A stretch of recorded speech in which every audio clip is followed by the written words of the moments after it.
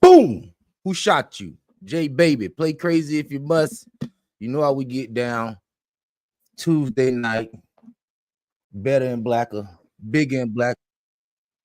Baby, don't play crazy.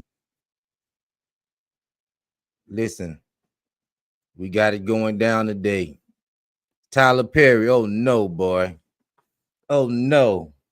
The boy you have come out, Tyler. The boy.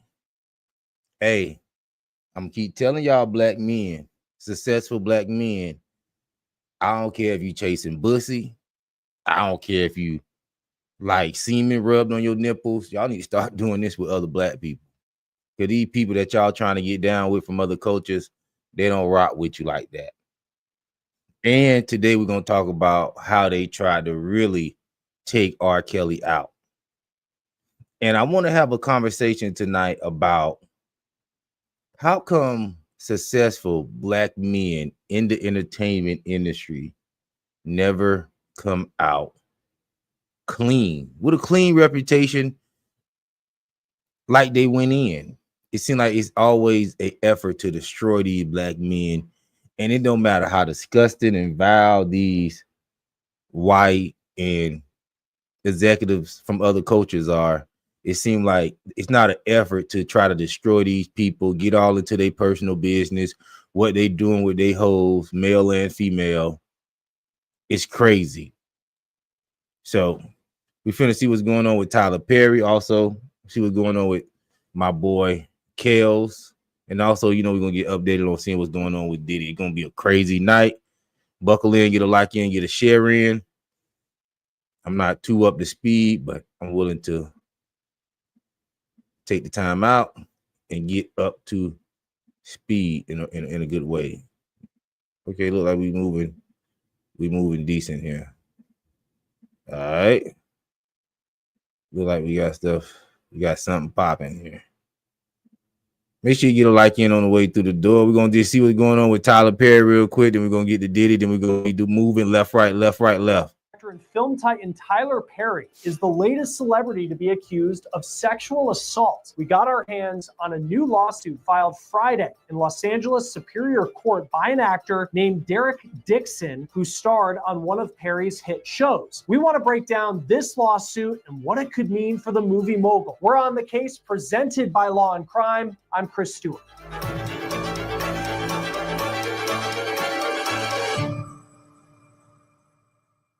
So to start off, Dixon is suing Tyler Perry, the individual, as well as his production studio. That studio is called TPS Production Services, LLC. That stands for Tyler Perry Studios in Action, LLC. And he is looking for $260 million. Yeah, Dixon, right. who portrayed a lead role in Perry's show called The Oval, is claiming 10 causes of action for the civil suit. Quid pro quo sexual harassment, work environment sexual harassment, workplace gender violence, violation of the Bain Act, a California law that protects against violation of someone's civil rights through force or coercion, sexual battery, sexual assault, negligent retention, intentional infliction of emotional distress, and retaliation. Let's get into this lawsuit. The complaint starts off by saying, quote, "This case arises from a sustained pattern of workplace sexual harassment, assault, and retaliation perpetrated by Tyler Perry, a powerful media mogul, against plaintiff Derek Dixon, a professional actor and screenwriter. Mr. Perry is an American actor, filmmaker, and playwright who has built one of the most successful careers in the film and television industry. Mr. Perry took his success and power and used his considerable influence in the entertainment industry to create a coercive, sexually exploitive dynamic with Mr. Dixon, initially promising him career advancement and creative opportunity." Sound familiar? It sound like the Diddy case. All right.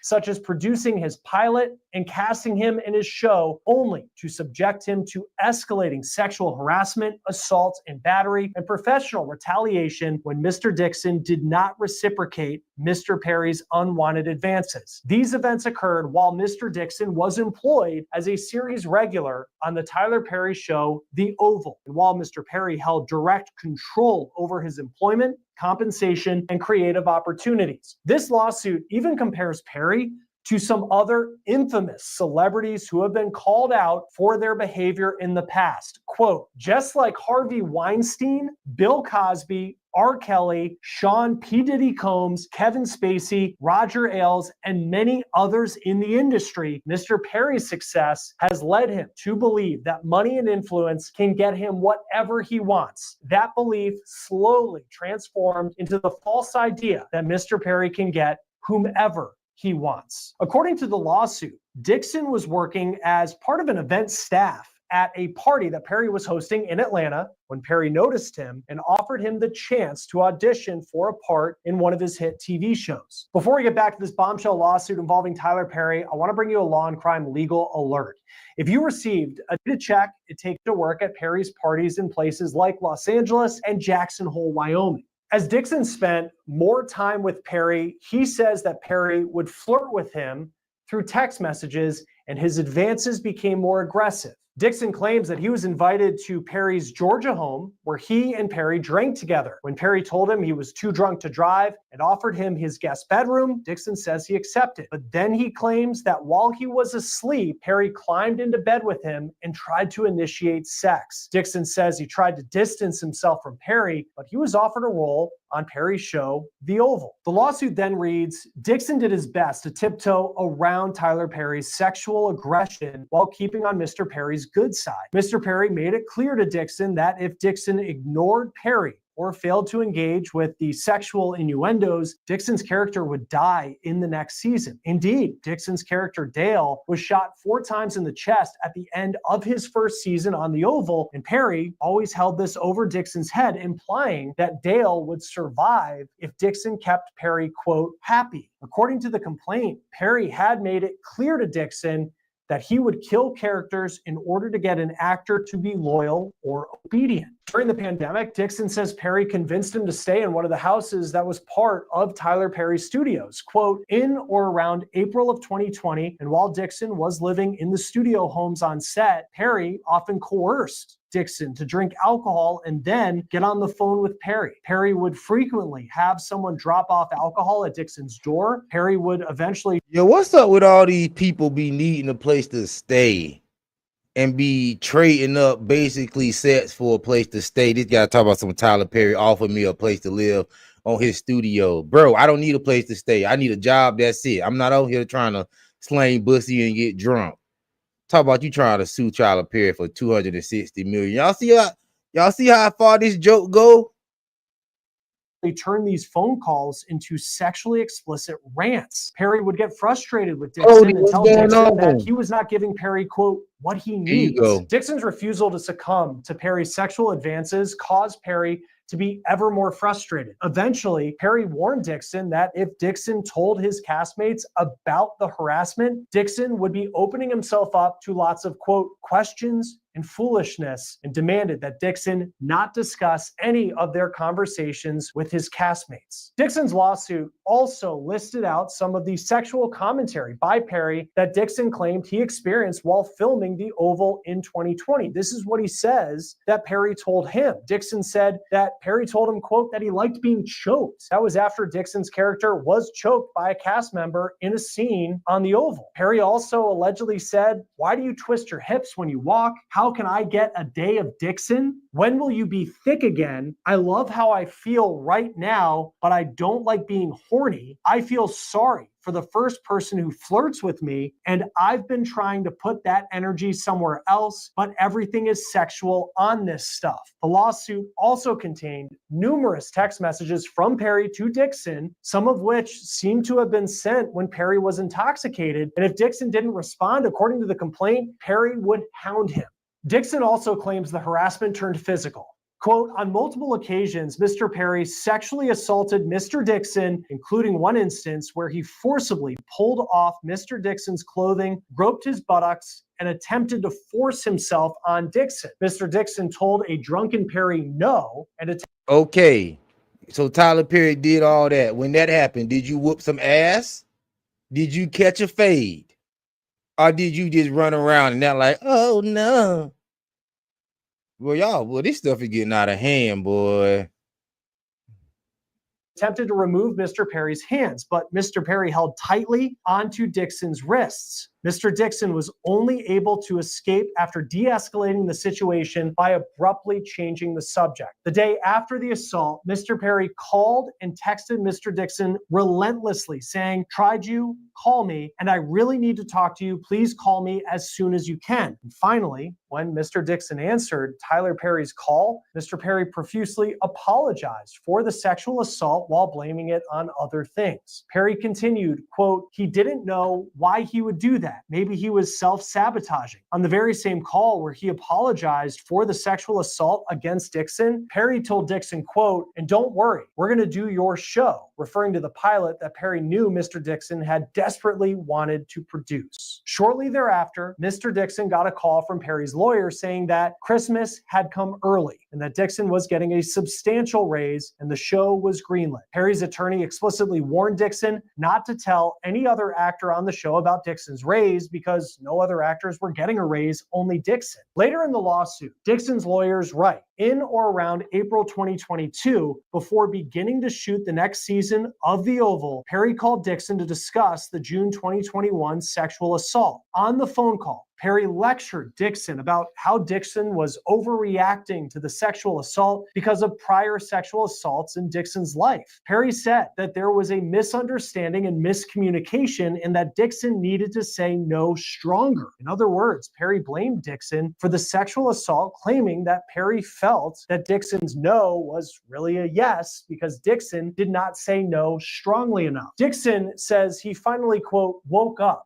to the fact that Perry was allegedly stringing him along about working with him on his own show to keep him around to be sexually harassed. In 2024, Dixon reported Perry's alleged conduct to the EEOC, the Equal Employment Opportunity Commission. According to the lawsuit, after reporting the sexual harassment, defendants, which is Perry and his studio, did not make any investigation into the complaint and did not take any steps to prevent further harassment from occurring. Because defendants took no action to prevent further assault or harassment, Dixon had to quit his job working on the last season of The Oval. Dixon did so even though he was under contract to finish filming and stood to make close to $400,000. Dixon did not want to be sexually harassed or be placed in danger of a sexual assault again. Defendant then retaliated against Dixon. Defendant told Dixon if he quits and told the other actors why he quit, he would be in breach of his contract. Defendants told Dixon that the only way out was to portray his departure from the show as a medical leave due to the emotional distress caused by the sexual harassment. Instead,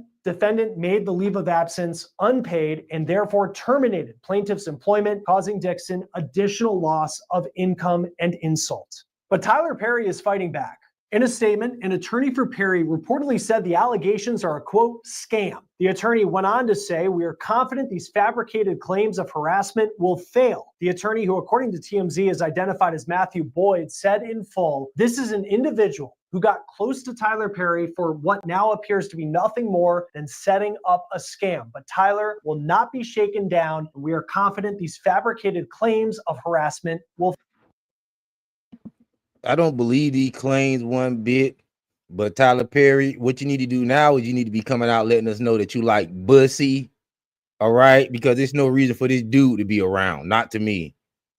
And we don't never see you with no woman. We know you like bussy, but you've been hiding behind the church all these years, acting like, oh, I just can't find a good woman. Stop the drama.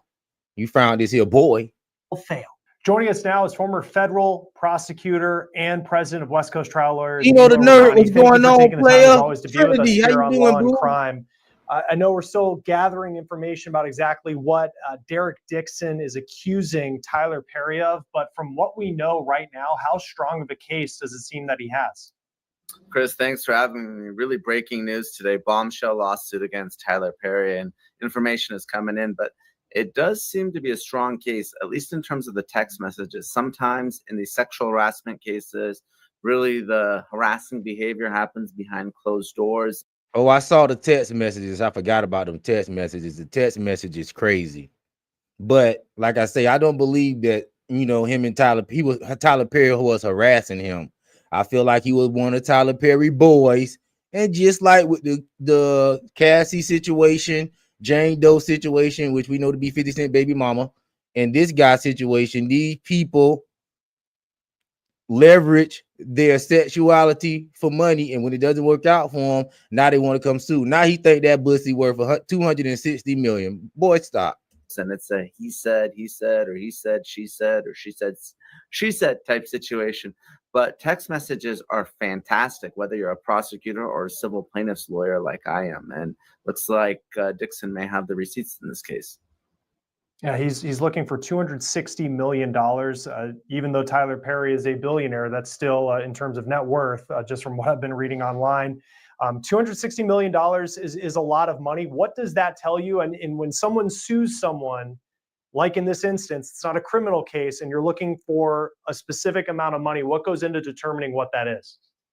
Yeah, lawyers can say all sorts of things. Really, ultimately, what matters is what they ask the jury for. So they can ask for less or more during closing arguments. So I usually put that aside. It gets a lot of good headlines, but I can't imagine this case being worth 9 figures. Sexual harassment is wrong. No one should be subject to it. And sometimes you get these nuclear verdicts or runaway juries, but I can't imagine a case like this going for that amount, even though, like I said, I don't condone any of this behavior. No, and Derek Dixon, he has some text messages that that very much show. I mean, if Tyler Perry was someone who was supposed to be professionally his boss, that was going to open up career opportunities, it's not something that a boss would be allowed to say to an employee if that was their relationship. When it comes to this case, what's the bar that Derek Dixon would have to prove in court to get money from Tyler Perry? So there's a few different claims, and they're all very serious. Congratulations on your win, bro. There's a sexual assault, right? Grabbing his buttocks. Congratulations on your win, Dino. Make sure you get a like in for the stream. Salute. What's going on? Trevor Jackson, Gary Williams. What's going on? Man, this is getting crazy. We finna get to Diddy. R. Kelly was almost unalive today. That was crazy. Is Diddy next? Is that what they're setting Diddy up for? And I asked the question at the top of the stream. I said, why don't any of these black moguls make it out and retire and die with their reputation intact? Why do you always trying to destroy a black man's reputation? Now you got this boy coming out talking about Tyler Perry sexy essay him, which we know is a lie. But here we go. Pulling his underwear down. That's pretty serious stuff. And then you have sexual harassment. What I say is really the worst kind of sexual harassment, which is the quid pro quo. That means, hey, if you perform sexually, I will help your career. And if you don't, I'm going to retaliate. And the argument here is that Dixon was going to be written off the show if he didn't comply with these sexual demands. So, when you go to law school or really study employment law, that is the textbook quid pro quo sexual harassment. This for that. You give me something, you get a benefit. And if you don't, you're going to be punished. And Tyler Perry, I mean, he is an institution in Hollywood. He's not the type of person, if you were an actor, that you would want, you wouldn't want to be on his bad list. Their relationship started around 2019. The most serious incident, according to what we know thus far, is that incident where he was said he was only having, Derek Dixon said he was staying at Tyler Perry's guest house in Atlanta. He was only wearing underwear, and Tyler Perry apparently pulled his underwear down. That was back in 2021. It's now 2020. What the hell are you doing in Tyler Perry guest house with just underwear and him being able to come pull your underwear down? Can somebody explain that to me? Come on, guys. And then you want to come sue the man after you was up in this man's house with your underwear on? It's boy, we got some crazy stuff going on in 2025, y'all. We got to clean this mess up this year. We can't let this roll into 2026. This is crazy. What do you make of the timeline that it took for Derek Dixon to come forward with these allegations if they're true? They're not true. One of the arguments that it's not true. He was getting paid all the while since 2021. Now he want to come out because that bussy price probably done went down in Tyler Perry eyes. It's probably a new boy on the block. And y'all need to stop all this cooning. I'm just gonna call it for what it is, for lack of better terms. Tyler Perry and Puffy. Hey, for real. These people, is not finna be sitting here holding your secrets unless you pay. Of course, I'm talking about the racially ambiguous people. Here we go. Defense always makes, right, is, well, if you were sexually assaulted or harassed, why did you stay? Why didn't you report it right away? What I love as a plaintiff's lawyer is a contemporaneous report. So hopefully they have that. And I understand he's been getting therapy since 2020. So if he mentioned this to his therapist, that would certainly be helpful. In addition to the text message evidence that we had. Sometimes victims don't want to come forward, right? You're talking about a rich and famous individual. And look at what's happened. Perry's lawyer came out and said, this guy's lying. This is a shakedown. This is extortion, right? They always go after. Y'all ain't ran into a real nigga. Let Tyler Perry try to come sex harass me. I'm getting my check wrote that day. I ain't got to go to the police. Oh, nah, bro. You touched my butt. Let me get my money. Straight up. I ain't waiting going through no litigation. I'm getting me I take about 50 bands and I'm leaving. I ain't dealing with this mess. But I ain't finna be waiting around no 4-5 years. After the victim. And we don't know if the allegations are true in this case or not, but very few sexual harassment cases are reported or litigated. And oftentimes the harassers, they get away with it. So, if you read the lawsuit in this case, it's definitely meant for public consumption. It has those text messages embedded in, and it starts by comparing Tyler Perry to the Harvey Weinsteins and Diddy's of the world. And I'm not saying we've gotten that far, but those are serious sex trafficking, sexual assault allegations. Sexual harassment is wrong, and there is some sexual assault certainly alleged in this case. But sometimes people don't want to come forward because if you're a victim, you're going to have to really tell your story in a very, very public way. What is interesting, though, is under California law, he could have filed as a John Doe or a Jane Doe, and he chose not to. So I thought that was interesting. Yeah, what does that tell you? Because in some ways, I could see if I was the defense to say Derek Dixon wants some notoriety. He's not a household name. He hasn't been in a lot of high-profile shows. He was in a couple Tyler Perry shows. But if you're the defense, and do you look at that he didn't file as a John Doe and say, look, this is proof that this was a shakedown, which is the term that they've used? Look, it's interesting. Obviously, the fact that he didn't file as a John Doe, that's not an argument that the defense can make. But really, and I've sued a lot of celebrities. I'm sitting here in Hollywood right now. I've represented some, but sued a lot more. So I've handled a lot of cases like this. Most of the time, the victims will come in, and when I explain what a lawsuit entails, they have pause, right? Like, oh my God, people are going to come after me. They're going to drag me on social media. They're going to call me a liar. I'm never going to work again in Hollywood, right? After making an accusation like this.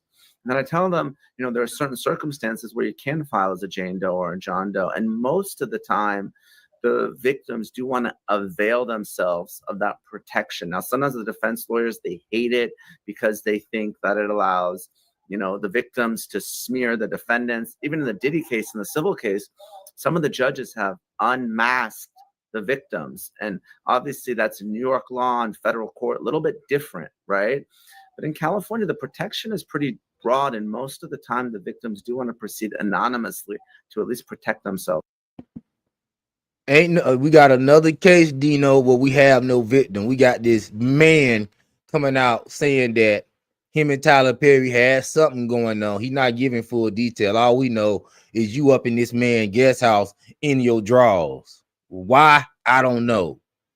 But somehow Tyler Perry went to tugging at this man tighty whities, and now he claiming that he a victim. Bro, number one, you a grown ass man. Don't be in no other grown man guest house in your drawers. Especially somebody like Tyler Perry, where you ain't never seen him with no woman. Y'all better stop playing with me, bro. And we talked about this last night. Grown adults putting themselves in situations that they know the possibilities is what it is. And they want to come out here and act like they surprised. No, you went to Tyler Perry house.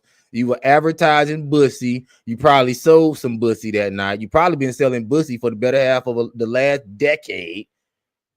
Your bussy tab dried up, and now you mad and you trying to get your final payday.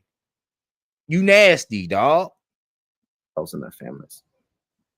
When it comes to, and as someone who has represented people who have been in the seat that Derek Dixon sits right now, where they say they have been through something traumatic and they are going after a very strong and powerful person. You look at that $260 million number, the timing of this coming out. I mean, Tyler Perry has this show, it's a movie, Straw. It's the most popular Netflix movie of 2025 thus far, 50 million views in its second week. And then here's this lawsuit that comes out. The defense might look at that and say, well, you're being opportunistic. But at the same time, I mean, if you are suing someone powerful, how much does the timing factor into when you unveil this lawsuit?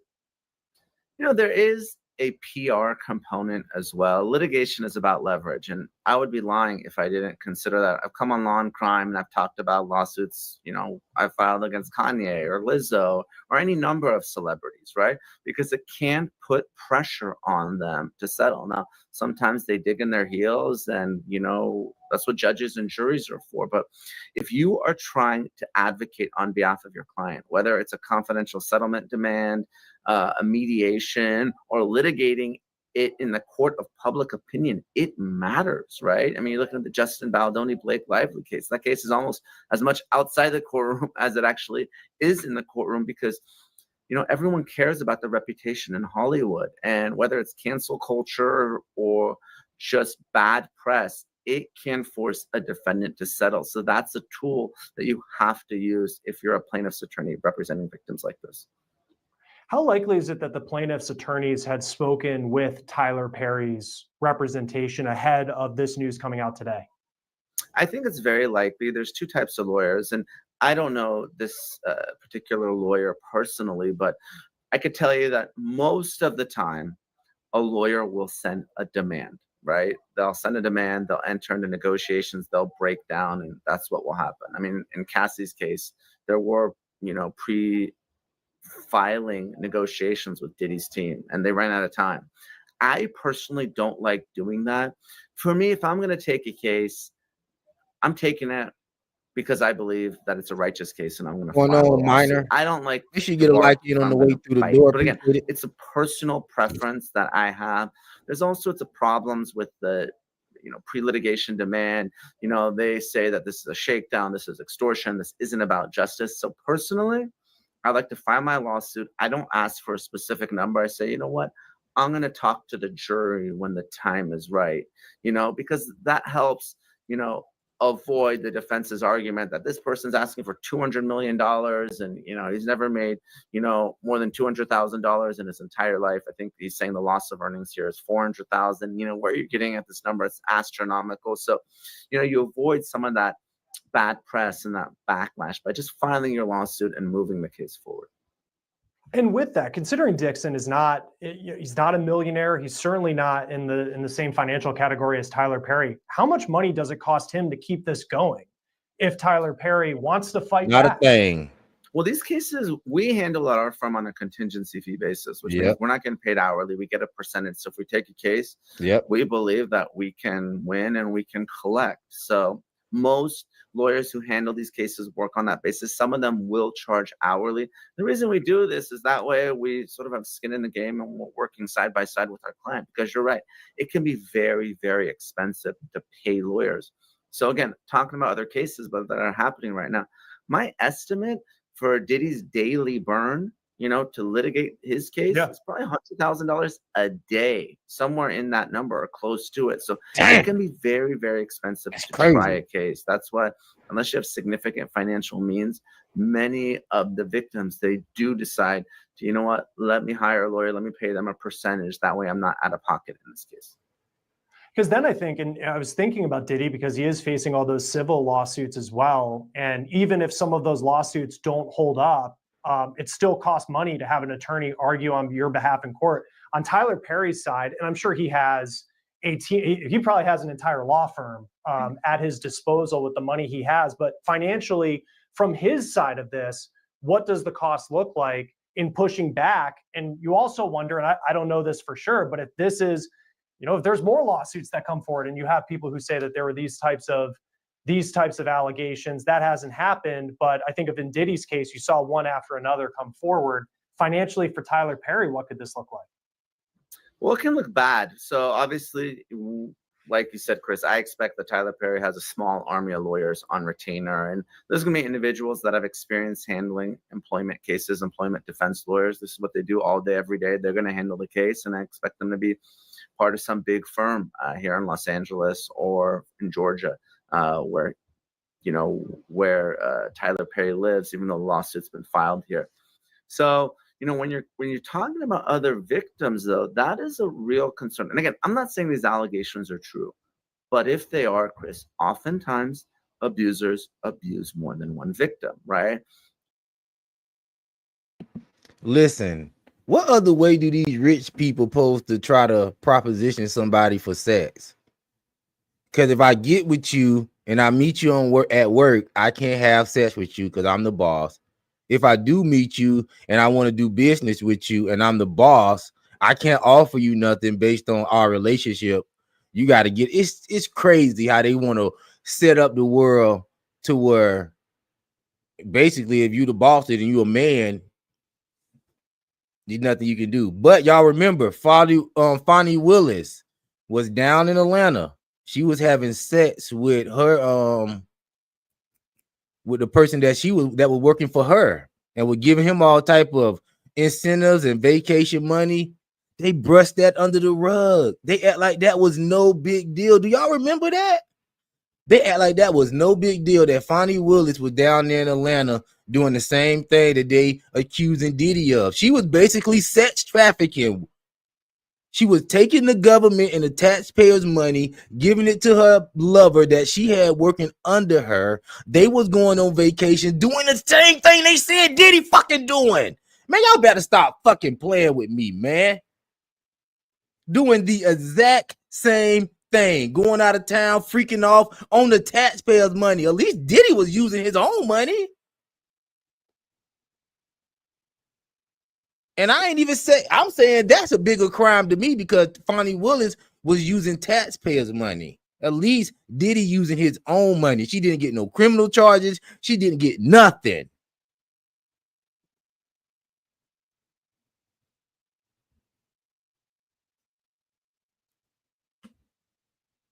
This is crazy, man.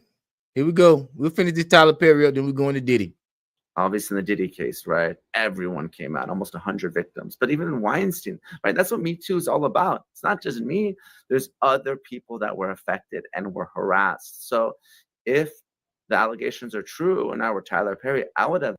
And they're not. If you're in the chat, holler at me in the chat. Let me know where you're from, where you're checking in from. Also, give the like a stream, sub up to the channel. Matt in here talking shit. I'm gonna see what Matt talking about. Matt talk about fix your lifts. Come on, bro. Grow up. All right.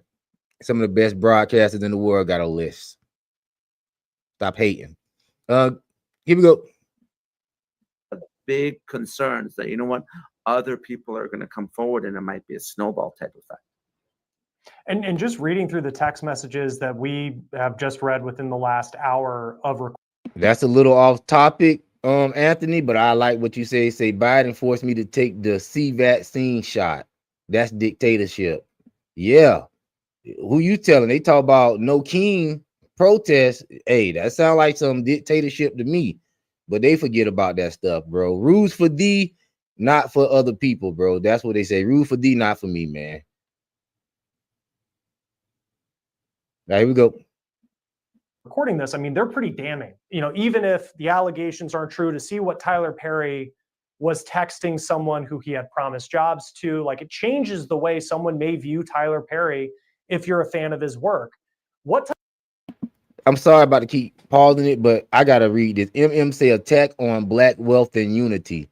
Listen, why you think they trying to kill R. Kelly? R. Kelly got a freaking $1 billion catalog. Regardless of even the allegations, R. Kelly still got a $1 billion catalog. Why you think they trying to lock Diddy up? He got $1 billion worth of influence on the culture. Why you think they trying to destroy Tyler Perry? Put some smut on his name. You're really trying to come with the fact that, first of all, that he's gay. They trying to pull this man out the closet, first of all. So yes, it's always attack on black wealth. Leave black people alone. And black people, When y'all get some money, stop being so hyper to go mess with these racially ambiguous people. Y'all need to cut that out. Thinking these people some type of exotic, some type of, oh, I'm finna get with them. No, you're gonna be better off staying with your people, black people. Cause hey, sometimes you might run into a black person that know what it is. Oh, Tyler, you want some of this pussy? Okay, no problem. Give me black people, we low bid. And you still gotta watch us. But even still, y'all stop that. It's the same thing going on with the Diddy case. All these racially ambiguous women coming to court testifying on the man. Ain't no sisters. And then you got this dude, this white dude, talk about Tyler Perry was sex harassing him. Man, the first time Tyler Perry tried, you should have just knocked him out, bro, and stop the drama. But you trying to come out here and get a bag because you see what Cassie doing. What type of conversations would his legal team have if it comes to settling this case or continuing forward and fighting it? It is something about race, Michelle. Not that it's something wrong with messing with people that's not black, but you gotta look at some of the common threads that's going along in these cases. And one common thread is these racially ambiguous people trying to help take down these wealthy black men for little to nothing and coming out trying to play victim. Yes, that's something we need to watch out for as we come up as black men. These people don't have no cultural loyalty to us. That's just what it is. And that's not me trying to divide. That's just me trying to make people aware. And there's nothing wrong with it. I ain't saying they should have any cultural loyalty to us, but we just need to know they don't have it. Because we be coming out here talking about, man, I thought you loved me. Stop it. Be up here singing like Dave Blunts. Knowing that more text messages potentially could come out.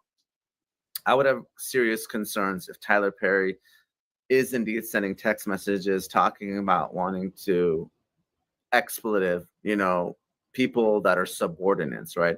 That is what you are not supposed to do. And everyone's supposed to go through sexual harassment training in California. But like, as someone that has done defense work in the past, I would cringe as a plaintiff's lawyer, victim's lawyer. I'm like, wow, this is smoking gun evidence. It's bad. This must be God typing from MM account. He come with another banger. He said Hugh Hefner never had a problem. That man died peaceful. Why don't y'all let these black men die peaceful? And to be honest, y'all, I'm just gonna throw it out there. I don't like to speculate, but I just throw it out there. I think Denzel Washington may be popping bussy.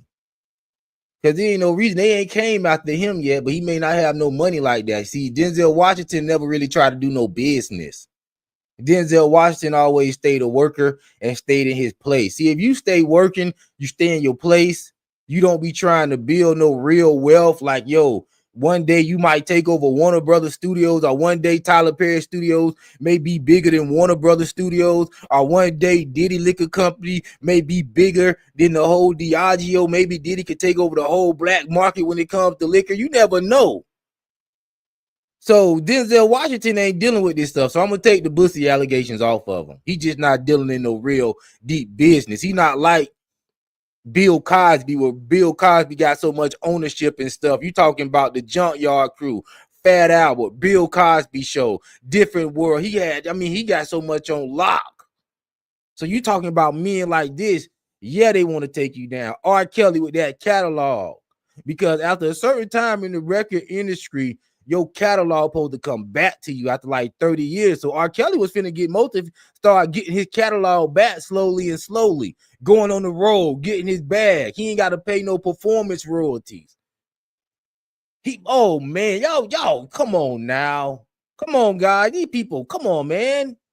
Hugh Hefner. It would never be a black Hugh Hefner with a house full of white women sitting there talking about, I'm going to be taking pictures of these women naked and making money off of them. He was allowed to do that. These black guys that own business, they not even allowed to chase a little bussy if that's what they choose to do. It's not the right way, bro. Make sure you get a like into the stream. We finna get to the Diddy update, but we finna finish up Tyler Perry. It's crazy, but you coming in hot today, bro. Pause. You can't be talking to your employees or people that are under your supervision about sex. You can't be grabbing them. I mean, this is some of the worst employment conduct that can happen, aside from there being actual penetration. So he's got pretty significant exposure. If these texts are real, I would be very concerned if I were Tyler Perry and his defense team. Because then on the flip side, if you settle this, it doesn't go away. Then it's like, because I think in Diddy's case with Cassie, he settles that lawsuit, and then suddenly everybody says, well, he actually did this. There was obviously evidence with the tape in LA and his situation, but what are the concerns if your client has to settle in hopes that it goes away, knowing that just the headline that you settled a lawsuit is now out in the public?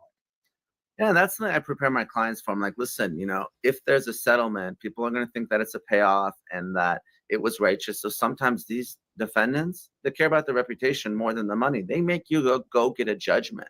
So there is the very real possibility that, this lawyer and his client are going to have to go all the way, because it's not about, millions of dollars for Tyler Perry. It's about his reputation. And he might just push this case all the way to trial to clear his name, right? I mean, that's what happened in Johnny Depp Amber Heard, right? It was about clearing Johnny Depp's name, or Justin Baldoni, Blake Lively. It's about their name.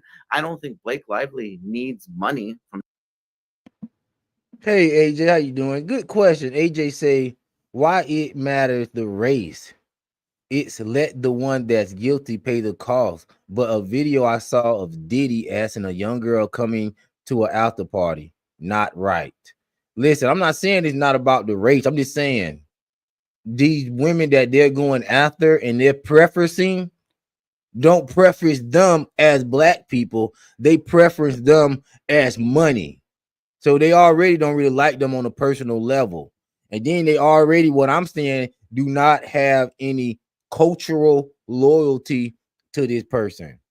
So that's just like if you was dating a black guy, I don't know if you're white or not, and a white black guy did something, you might take it a little more to heart versus somebody that you culturally understand do something to you. It just may be a miscommunication culturally. That's what I'm saying. So that's just what I'm saying.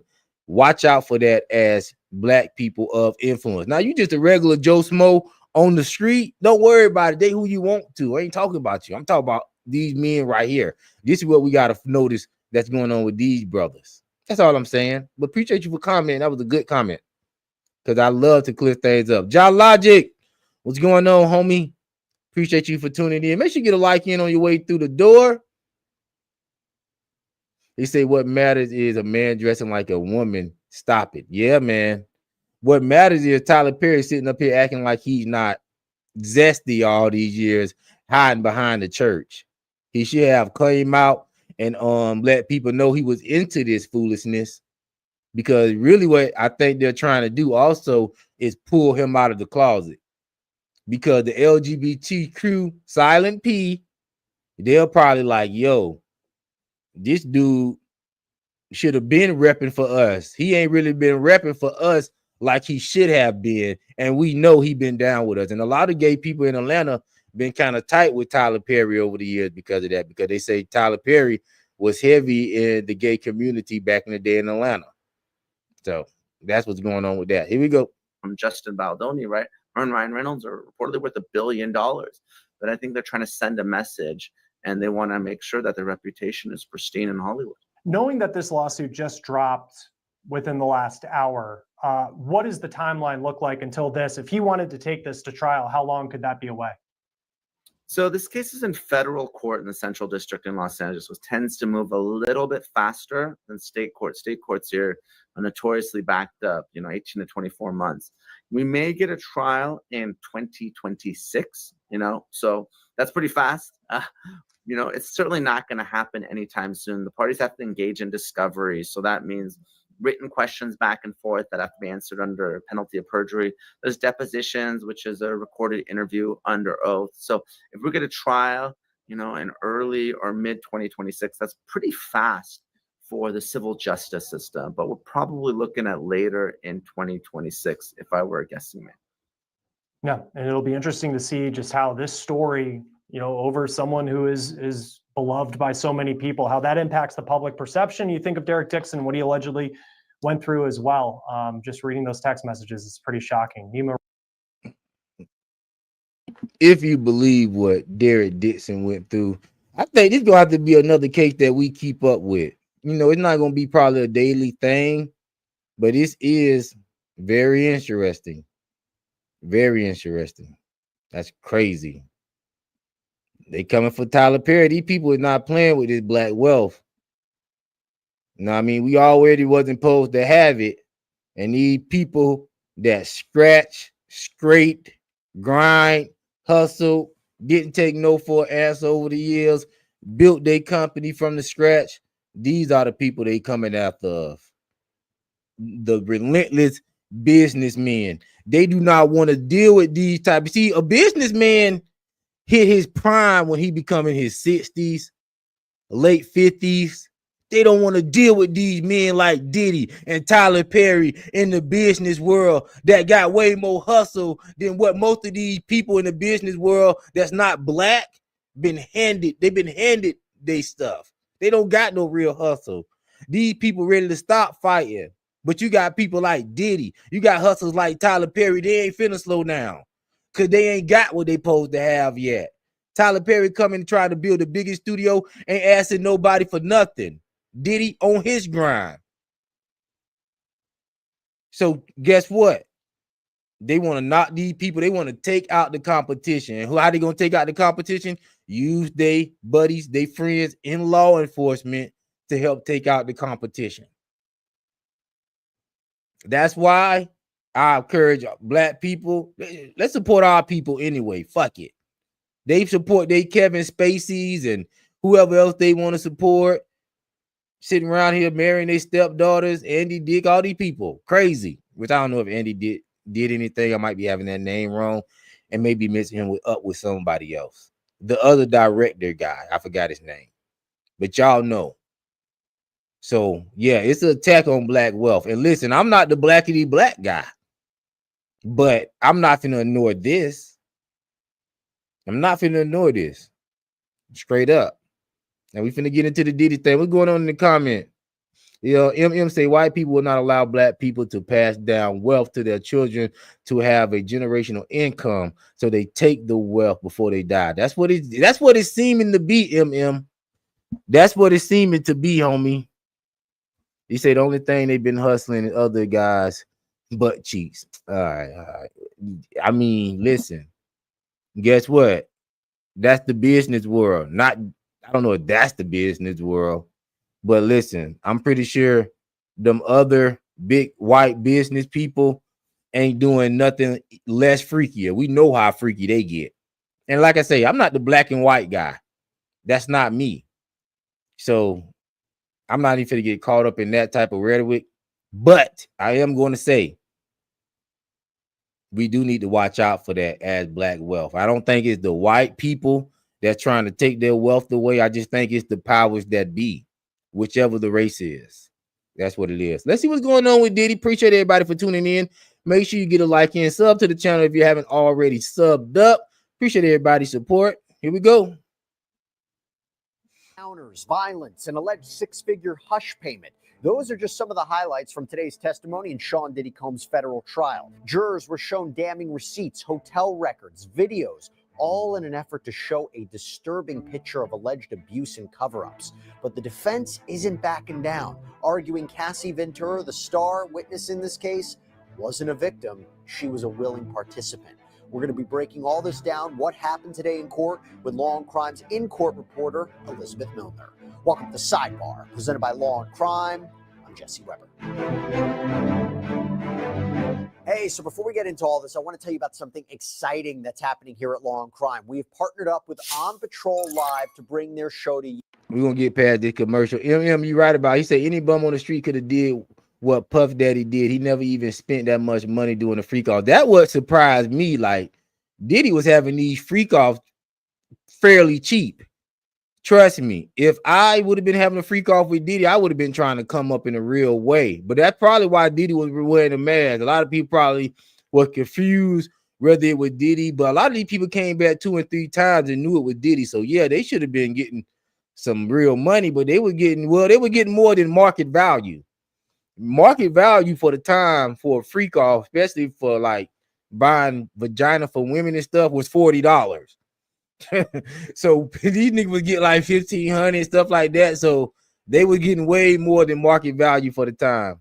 They say Tyler Perry has built a great black business. I don't agree with all the views, but yes, he has been taking his site.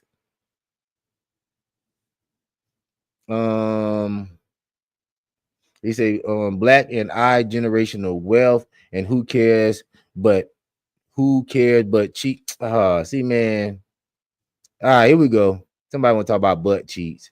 We having a serious conversation, man. Presented for the jury to consider. We're talking explicit videos, text messages, apparently arranging sexual encounters, details of a $100,000 payment allegedly made to cover up a violent altercation. The defense fought back aggressively, highlighting missing messages, arguing his ex-girlfriend, Cassie Ventura Fine, alleged victim number 1 in this case, that she willingly participated in these encounters, that this is not sex trafficking.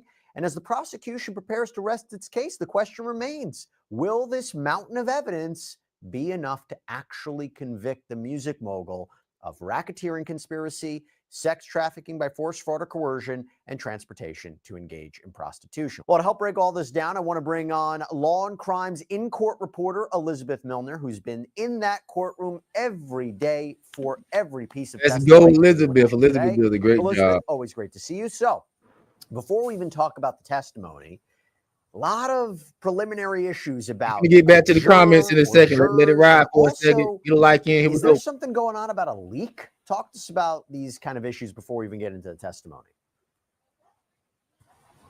Yeah, well, court started a little bit earlier this morning. Normally it starts for the parties as well as us around 8:30 before the jury comes in around 8:45 and they begin testimony kind of around the 9 o'clock time frame. But bright and early this morning, the judge gets on the bench and his demeanor, Jesse, is a little bit different than normal. He seems really kind of annoyed or kind of ticked off about something. And so what we did learn is that he was upset about this particular article that came out. Now, he was very tight-lipped as far as what media organization kind of released this article. We all kind of have our assumptions about what the article entailed. And it was a recent article that came out just about a jury issue. And the reason this is such a big deal, and just for everybody who's kind of, for everybody who wants to know more about it, why it's such a big deal, it's because on Friday, all of us were taken outside of the courtroom. So that way they could have a sealed courtroom, so that way they could talk about a particular issue. Now, at the time, we didn't know what this issue was, but we knew that it was kind of big enough for them to seal the courtroom down. Diddy was still inside the courtroom. Both parties were inside that courtroom, but all of the public, the court sketch artists, us and the press, we all had to leave for about a 20-minute time period. And then we were all let back inside, but we didn't know what this conversation was. But we believe it might pertain to this article that was released just this week about a juror getting a text message from a juror getting a text message from somebody asking them if they were juror number 6. And as we all know, and as we've all been following this case, we know that juror number 6 was the one who was ultimately dismissed from the case just this week. But the question is, who was the source that revealed to the media organization what had happened during this, what was supposed to be a closed proceeding? So the judge gets on the bench this morning and he says pretty much that somebody had spilled the beans. So he kind of confronts Maureen Comey, who is kind of lead counsel for the prosecution, and Mark Agnifilo, who is the lead counsel for the defense, kind of wondering who was the source of the leak. Now, both sides denied that they had any leaks coming from either respective camp about who gave this information to the media organization, who then released this in an article. And so the defense says they recently became aware of this leak, of this article that came out. And then obviously the prosecution was adamant that the leak didn't come from their camp. So the judge was kind of like, when he was on the bench, well, somebody's lying to me. It had to come from somebody because this courtroom was shut down. There was nobody in there except officials and doing official business. And so he said that somebody did violate the court sealing order. And then he said that he told Maureen Comey and Mark Agnifilo, again, prosecution and defense, that they're kind of on notice and that they should try to kind of find the source of the leak if it comes from their camp. And that a lot of stuff that's happening in this case should be good grounds for a mistrial to me. Jason said the agenda is to smear all wealthy blacks as a part of a more diabolical global definancing of Africans struggling for sovereignty, trying to stop the diaspora contributions to free a Africa, to free a Africa, to free a Africa. I don't know what that means. I don't know what that means. And bro, Africa is such a big continent. A lot of people that's on Africa are not even black. Tyler Perry was a man claiming to be a woman in every role. How is that uplifting? Josh, it's not about the role that he was playing. It was the business that he was putting down, and not just coming in as a worker, just taking his plays for being an independent play director to going to having his own independent movie studio. Me, that is uplifting, bro, for black people. That never been done. We had Spike Lee, we had a lot of people that never be done. He said, y'all knew. Oh, yeah, we don't know what you're saying right there. He said, I said what I said. No straight man cares. Okay. Whether another man places his penis, but insane Negroes will F the out of Keisha from the hood and act like a man is these and fucking okay. I see what you said. It's a little vulgar. Well, I got you, bro. Appreciate that, Damien. Here we go. The most extreme kind of action that he could possibly take, because he was taking this matter very seriously, Jesse, where he said the most extreme action that he could take was just a criminal contempt charges. But the thing is, nobody knows who this source is. But honestly, Jesse, I think what the biggest thing is, and kind of the biggest mystery that we all walked away from being in court today, was who was kind of the source of this leak, and possibly what kind of will end up happening in terms of any action that is taken by the judge. So that kind of remains a mystery. But what we do know is it has something to possibly do with the jurors, something. And I say that very lightly. Hey, everybody, this is a law and crime legal alert. Did you know that children are being diagnosed with serious conditions like type 2 diabetes? To learn more. Lunch show, we do it every day. A lot of people were wondering whether or not the whole dynamic of the jury is different, the vibe is different, after one of the jurors was dismissed and replaced with an alternate. Have you seen anything like it? I think you even said to me today the alternate juror, might have been looking at some of the video material a little bit differently, right? Yeah, so I think from what I can tell of the jury, that it didn't seem like they had much of a big demeanor change in terms of them losing kind of one of their own, and that obviously being juror number 6, who was dismissed from the case just yesterday. But as far as I could tell, even from the alternate who replaced that juror, kind of at the tail end of just the number lines there, that I think that, he's been following this case since the beginning, as all the alternates have. They've been following this case. They've been seeing the exact same exhibits. They've been listening to the testimony just as well as the other jurors have been. And so from what I could tell, especially as they were listening or watching the freak off videos today, that I could tell that it might have made them just a little uncomfortable, right? Because who wants to watch these types of videos in open court? And then as they're digesting it, surprisingly, they should have showed everybody the freak off videos. We need to see actually what these women are doing, and we need to see actually what they being forced or what they enjoying it. Because I don't want to see you talk about you was forced, but you were trying to get some type of orgasm or climax, trying to be less vulgar as possible. But you know what I'm saying? We need to see these videos. Not all, but the people that was in there, so we can know what was going on, not just the jury. And it's funny, they wanted to get the black guy off the jury before we actually see these freak offs take. Let's take note of that. Maybe the black guy wouldn't have seen no victim. Maybe the black guy would have seen these so-called victims busting it open for a real one. So let's take note of that. That might not be nothing. I'm not saying everything is a conspiracy, but let's take note of that. They took the black guy off the jury when it was time to see the actual freak off tapes. Okay. They say they even removed all the black jurors. Craziness, racism lives. Yep. Well, I don't know. I think it still may be some black people on the jury. I don't know for sure. They say Puffy is a low down scumbag dog. And you're right about that, bro. Stinson, you're right about that. And I don't never disagree with people when they come here and say Puffy ain't shit. Any dude that sit here and rub another man's DNA on his nipple, we know ain't, you know what I mean? He's a scumbag. We can all agree on that. But do we got evidence of what they trying to lock this man up for life for? No, we do not have that, Stinson. And that's what we working with as far as right now. You know, it's a lot of scumbags. If we locked up all the scumbags, we wouldn't have many people in the free society.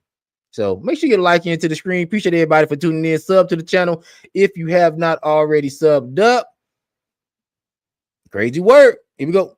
All kept a pretty straight face, but I will say from that alternate juror who now kind of is in the main jury group, I should say, that I will say that it seemed like he was taking the headphones off pretty quickly. I think, you know, the freak off videos and the sexually explicit videos might have been a little bit too much, especially for the morning time for these jurors to watch. Understandable. I get it. All right, let's move on to witness testimony. So the only witness of the day today, right? Only witness was Special Agent, and correct me if I'm mispronouncing her name, Dialisa Penland from the U.S. Attorney's Office of the Southern District of New York.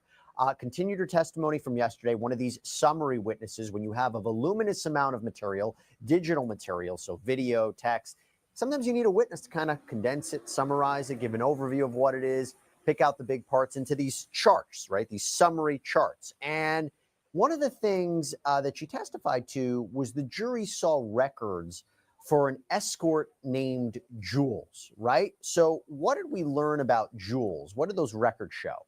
Well, for all the viewers who have been following the case, we know that Jules was the escort that was used, or that was also there during the Intercontinental Hotel incident in March of 2016. But as we've all been following this case, we know that Jules was somebody that Cassie and Diddy used kind of frequently in terms of their freak offs. And so what we did see was just some more records and summary. Cassie and Diddy used. Exciting stuff. But I think it's pretty interesting in terms of, you know, the government really just kind of putting all the puzzle pieces really together in an organized chart, so that way the jurors can kind of be like, oh, we see this connects with this, and this. And so we saw an exhibit of that flight summary chart, specifically from dates including August 26th of 2009. So going back in time a little bit here to kind of the beginning stages of Cassie and Diddy's relationship, through August 28th of 2009. So they traveled, or the reservation was for a London hotel here in New York City. The names under it were Cassie, Sean Combs, and then Jules Theodore, aka Jules, aka the escort that Cassie and Diddy had used pretty often. And so what we did see was some flight records for Jules Theodore from LAX to JFK on August 26th of 2009, and then from JFK back to LAX on August 28th of 2009. And so Cassie and Diddy used Jules, like she said. He said, I think the black celebs of the old school had it harder through hazing by the gatekeepers. Diddy was a millionaire in his 20s. He probably had to take it up the ho-ho for that.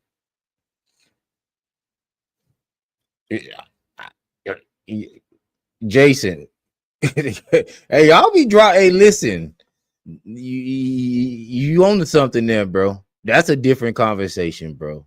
That's a conversation you two don't even want us to have, so I'm not gonna have it. He said, Hollywood is filled with okay. We're not doing that either. He said, oh yeah, you said, no, Jason, we can't even do that. He said, you FBA. Listen, I am like, I don't have no type of diaspora, African, island, Caribbean, nothing like that in my family. So yes, I would classify far as Tariq Nasheed philosophy as a FBA. Yes, but there's no such thing as an FBA, bro. FBA is mean I'm confused as a person. I know who I am. I'm a black guy. I was born in America. I was probably a slave. I probably wasn't. I mean, my family probably wasn't. Well, I know my family, we was slaves, but the slave master gave my great grandfather the plantation, because my grandma still living. My great grandma still living. She finna turn 100 next month. So she gave me the whole rundown. She was telling me how her granddad got the plantation. It's still in our family to a day, even though that shit haven't trickled down to me. But the plantation still in our family. They gave the plantation to my granddaddy when they moved up north after slavery was over. So that's just a little history from my side of things. But yeah, my grandma's still alive. Great grandma alive. She finna turn 100 next month. So that's a little bit of history on me. Here we go. What I think the government did pretty well is kind of connect the dots to even just things like I'm not like a lot of black people that don't know where they come from, walking around confused. My ancestors is still living. Okay. So well, I'm not walking around here confused, listening to Tariq Nasheed telling me who I am, where I'm from, what I need to be doing, and all this foolishness. So no, I'm not an FBA. I'm a black man that's whole generational family is from America. Here we go. the charges made on the American Express statement that the account holder was for Sean Combs. And so these dates range from the American Express statement that we saw as an exhibit was from August 26th of 2009 to August 29th of 2009. So again, those same time frames where we saw charges to the London hotel. The arrival was for August of 26th of that year, and the departure date was August 29th of that year. We saw a charge for Virgin America, the airline, for $419.61. We saw a charge to the travel agency, and that being a $50 charge. We saw a charge for even a limo service around this time frame for $227. Bro, Tariq Nasheed literally owned the trademark to FBA, bro. You talking some of you black Americans, sir, you FBA. What the F does that have to do with Tariq Nasheed? What I gotta do with your lineage? Bro, listen, Tariq Nasheed owned the trademark to FBA, bro. It was created by him. The term was created by him. So that's like me saying I'm a blood and I'm in some type of game, bro. That's not no official term, FBA. That was created by Tariq Nasheed. I'm not no Tariq Nasheed follower, so I don't classify myself as no FBA. I'm from the Douglas family. Here we go. $7.70. And then we saw another charge to American Airlines, presumably for the flight home, I think it was, for $419.60. And of course, that account holder being registered to Sean Combs. And so we saw the ending balance for that month, that being again August of 2009 for Sean Combs's American Express statement. And it was a lot of money. It was $218,000 and $353. So it was just a lot of money, kind of nearing in that $250,000 range as far as just a credit card statement just for the month of August of 2009. And then we saw some corresponding text messages too from that same time frame where Cassie writes to Jules, "Hey, how are you? Give me a call when you get this." Jules responds, "Did you two leave?" Cassie says, "Here's your booking locator." And then she sent kind of all the information as far as the flight goes. And then Jules said, "Thank you." Cassie says, "Have a safe flight." And then Jules responds, "Thank you and happy B-Day."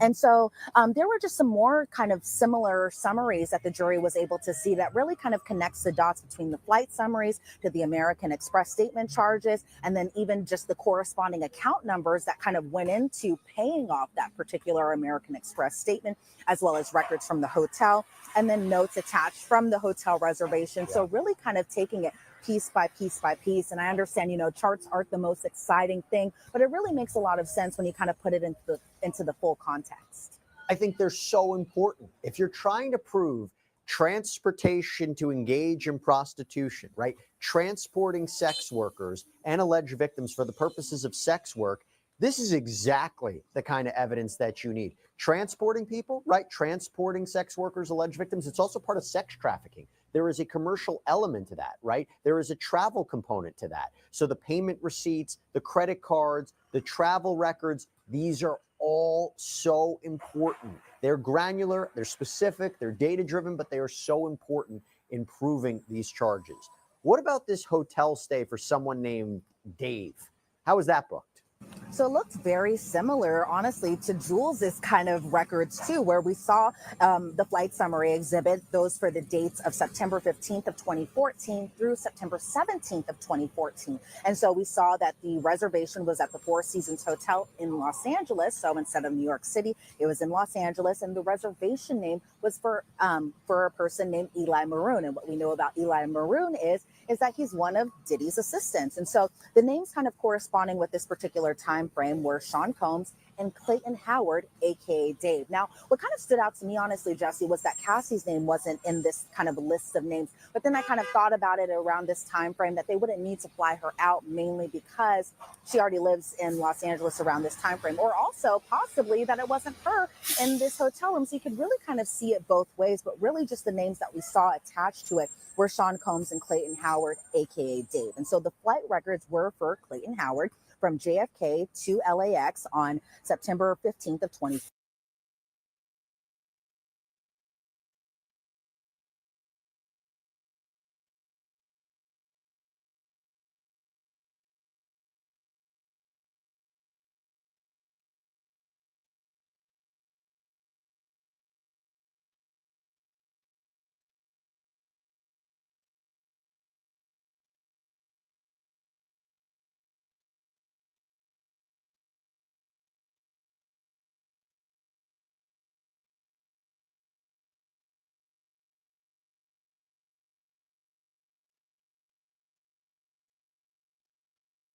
Oh, I'm sorry about that. I'm sorry about that.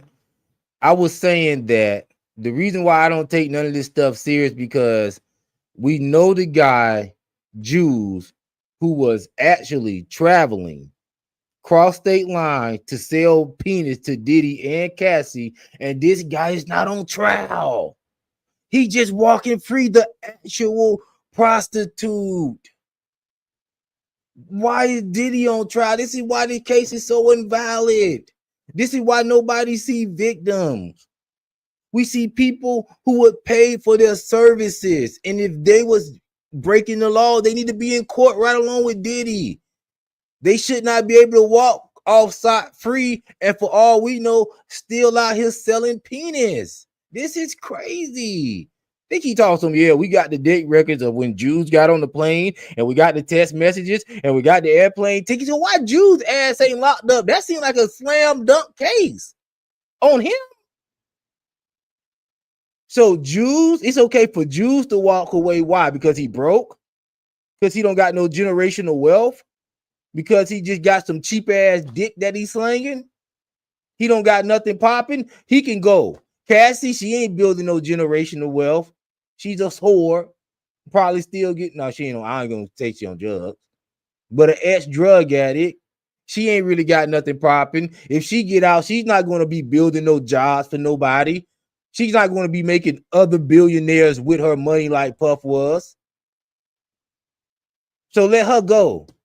What she did was okay. But what Puff Daddy did was just like, it's the worst thing we ever heard. He was actually participating with them, so he need to go to jail for 20 years. Y'all don't see how crazy this is? The boy G, what's going on? This is crazy what we dealing with, man. This is crazy. I don't see if y'all. It's crazy. 14, and then from LAX back to JFK on September 17th of 2014. So just departing just a couple days later. See a charge or the American Express statement charges for the Four Seasons Hotel around September 15th of 2014. And then we also see a charge for Journey Corp. These people don't have a trial, $50. Daniela. No, Daniel. These people don't have a trial. These people got immunity. These people is not finna be charged with any crime. These people finna walk away scot-free. A matter of fact, some of these people is finna try to play victim and come and sue Puff in a civil case after this criminal case is over. So what are you talking about? These people gonna have their own trial. I ain't gonna even ask these people if I'm missing something. I know I ain't missing nothing. These people is walking away scot-free. Cassie don't have no pending charges.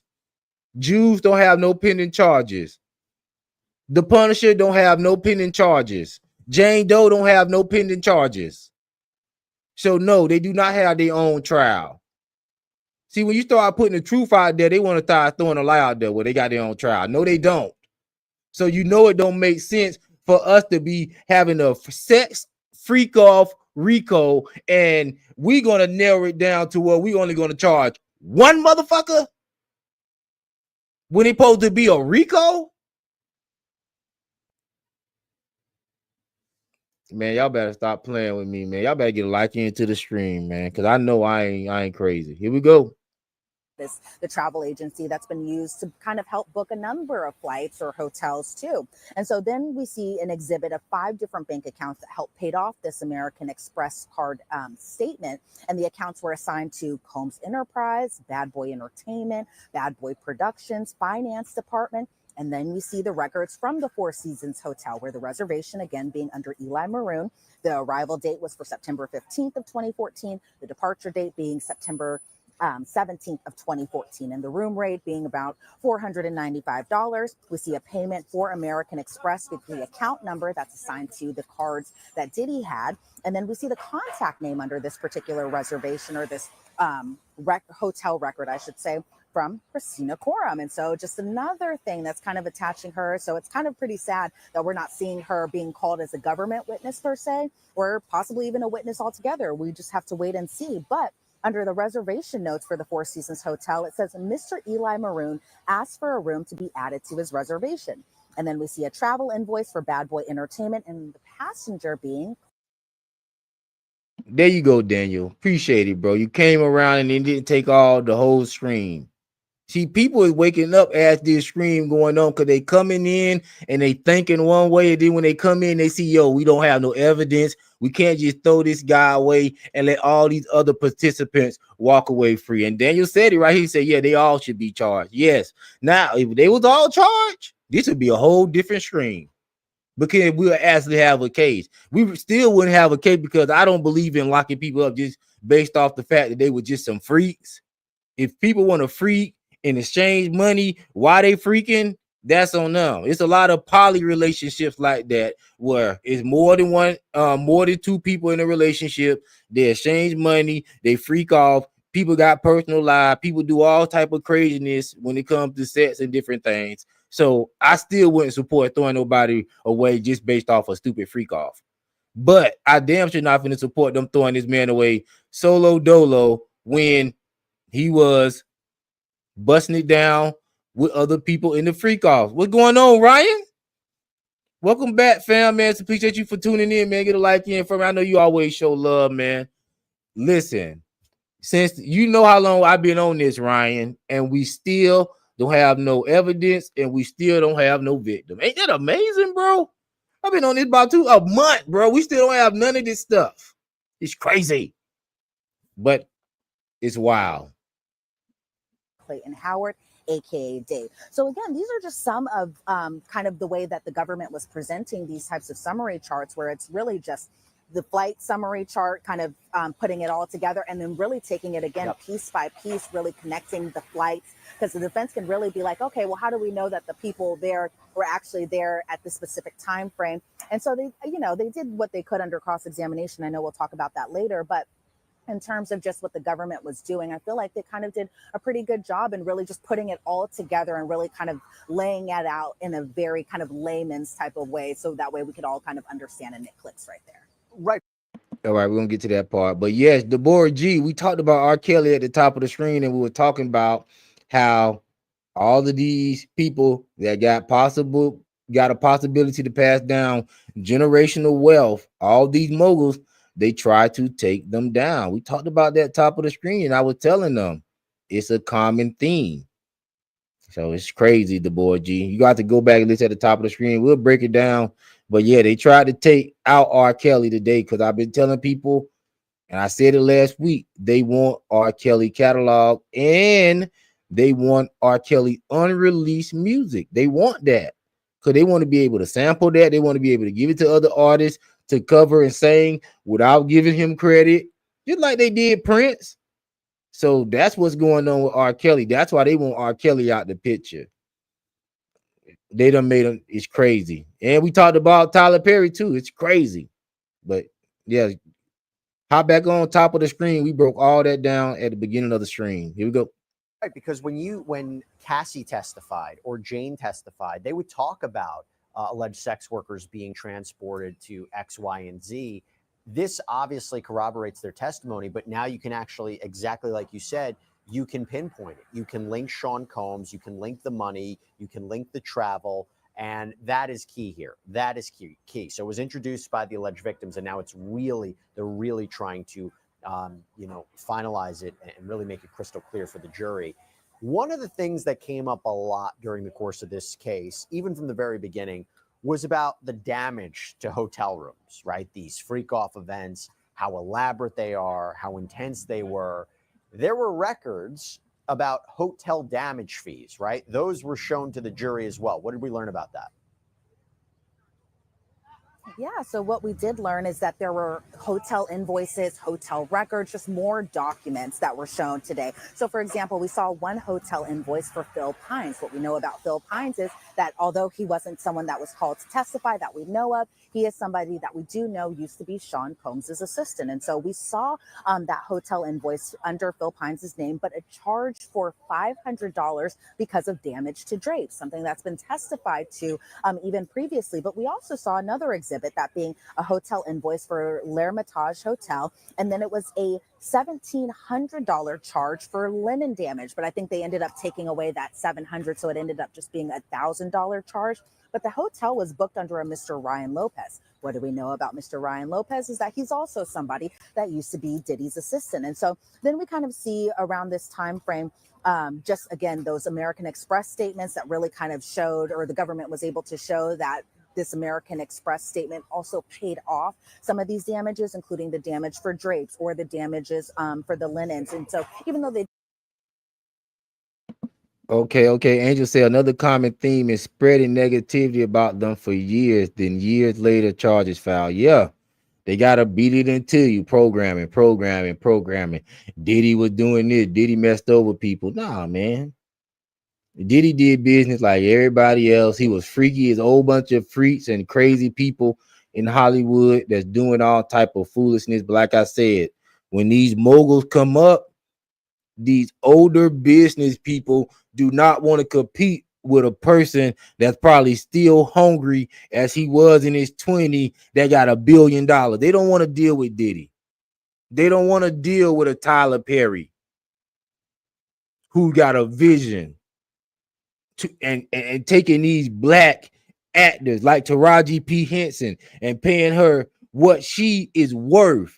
What they won't even think about giving her. Tyler Perry is putting her in a position in her old age where they want Taraji P. Henson out here doing roles for nothing, playing somebody grandma, scrapping up change. Tyler Perry still making this woman the headliner, the box office person of the movie, the star, paying her the correct way. They don't want black people to see that. They don't want 2, 3, 4 Tyler Perry, because guess what? It ain't nothing but 2, 3, 4, 5 movie studios. Paramount, Universal, what else? It ain't as many. Lionsgate, Disney, and you got Tyler Perry. They don't want no another Tyler Perry. And I heard Cat Williams on the low building a movie studio. And then you got 50 Cent. He building a filming studio. Y'all see what's going on? They got to start moving people off the chessboard. Why you think 50 Cent so happy? Maybe he done got patted on his ass, told him, you know what? We're going to let you slide in on this movie tip. We're going to try to get Tyler and get all these other people out the way. You just need to be the clown for all this that's going on and help spread this foolishness around. Why you think 50 Cent want to get all these moguls out the way? Because 50 Cent know, okay, if I can get Jay-Z out the way, get Tyler Perry out the way, and I can get Puff out the way, who gonna be left then? Just me. And I can buck dance my way through this. It's always a nigga think, yo, I can buck dance my way through it, but guess what? They're gonna come get you in the end. You can't buck dance your way through this stuff. These people coming. They don't give you money for you to take it and build generational wealth for your people. They give you money so they can control you. And if they can't come around and kill you and get the money back, like they did Michael Jackson, Prince, and all them, then sometimes they want to kill you slowly, put you in prison. R. Kelly, Diddy. And according to reports, I have no inside knowledge, but the prison officials trying to poison R. Kelly, take him out on some Jeffrey Epstein type vibe. But you don't hear me though. So this stuff is just not no surface level. We just need to be looking at this stuff when these black men going into the entertainment business. Because best believe if it's happening on the entertainment business, they have the media side of things. What you think happened in other business that's not as public? You go in there trying to mess up stuff as a black man, somebody come and take you out of your sleep, man. It's money, y'all. This stuff is deep. This happened in all businesses. This happened in a lot of businesses. They will come and take you out if you're competition. You taking $3, $4, $5, $6 million off their plate. You think somebody won't come give somebody 150,000 to come get you in the middle of the night? If you taking 10 million off their plate, y'all better wake up. The business and what's going on out here, man. It's serious. These people ain't playing no game with this wealth. They'll take your head off. It didn't happen around the same time frame. The government was able to kind of really show with this particular witness that these charges were paid off using the American Express. Mm-hmm. And there's also a conversation about the 2016 event, right? The infamous 2016 event, yes. Arguably the most important evidence in this case because it helps to prove a pattern of abuse towards women. It helps to prove sex trafficking. This is where Cassie was seen on tape being beaten by Sean Combs. That don't prove no. She was leaving a freak off when this that happened. Don't prove no pattern. That proves that it was one. You already heard testimony about Sean Combs allegedly bribing a hotel security officer so that video would never see the light of day. But now we get the records, and now we get the text messages, right? The text messages all surrounding that event and the flurry of activity that surrounded that event. What did we learn? Yeah, so it was presented under kind of a different exhibit as opposed to the flight summary charts, right? It was presented kind of in a way as just a timeline where we were able to see just calls that were made, text messages that were sent. If a voicemail happened, we were able to see that. We were able to see if there were images sent with text messages. I've been questioning the credibility of that domestic violence video because they always say, oh, that was Cassie and he was dragging her back into a freak off. Okay, if he was dragging her back into a freak off, then it should be video footage of somebody coming in that was participating in that freak off with them. It should be video of whoever was going in that room and coming out of that room, because it can't be no freak off if it's just Diddy and Cassie in the room. They never showed who else was in that room. They never showed who else was in that room with Diddy and Cassie. So I always question that video because they're trying to say in court, oh, that's proof that he was trying to make her do a freak off. Okay, if he was trying to make her do a freak off, where's the video of somebody else in the room? Where's the video of somebody coming to the room? Where's the video of somebody leaving the room? I just don't get it.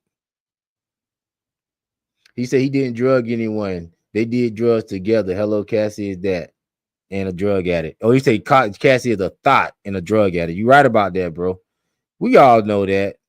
They try to act like, oh, Diddy drugged somebody. Diddy didn't slip nothing in nobody drained. These people, they came, they wanted to get high, they want to get freaky, and it happens every day. What's going on, JE?